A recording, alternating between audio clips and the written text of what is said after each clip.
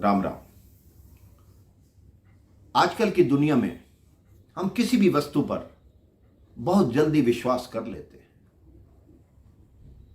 बड़ी जल्दी लोगों की बातों में आ जाते हैं।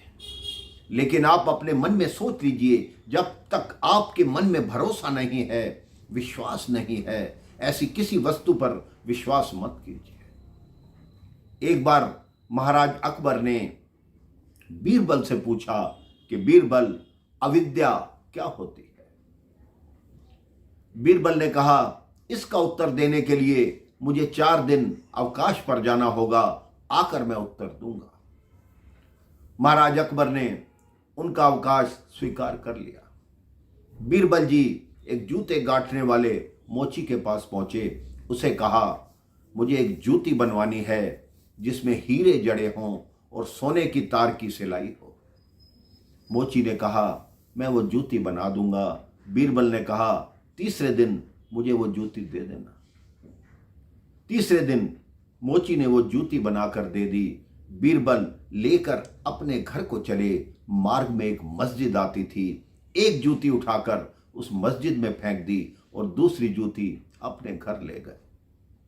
मस्जिद में जब मौलवी साहब आए अजान करने, नमाज अदा करने, तो उन्होंने देखा कि इतनी सुंदर जूती पड़ी है, ये किसी इंसान की नहीं हो सकती, ये तो ऊपर से कोई आया है, कोई ऊपर वाला आया है जिसकी जूती यहाँ छूट गई। उसने उठाकर अपने मस्तक पर लगाया और जो भाई लोग नमाज पढ़ने आए उनको जूती दिखाई। सब ने उस जूती को मस्तक पर लगाना आरंभ कर दिया।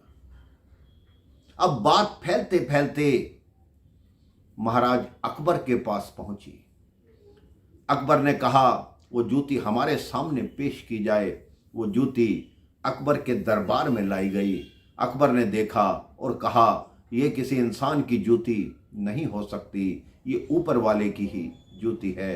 अकबर ने भी उस जूती को मस्तक से लगाया और कहा, अब इस जूती को राजघराने में रख दो और प्रजा के देखने के लिए इसको रखा जाएगा। चौथे दिन बीरबल दरबार में आए। वो बहुत उदास थे।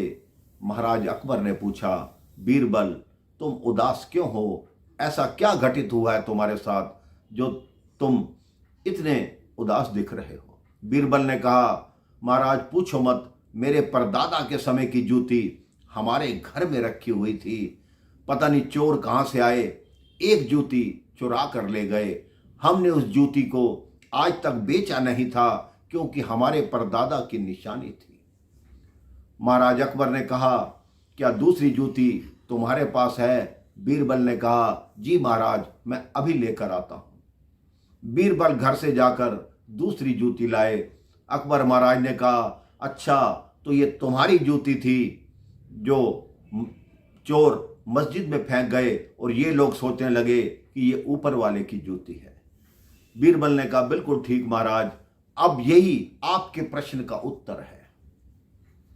अकबर ने कहा, कैसा उत्तर? बीरबल ने कहा, इसी को अविद्या कहते हैं महाराज।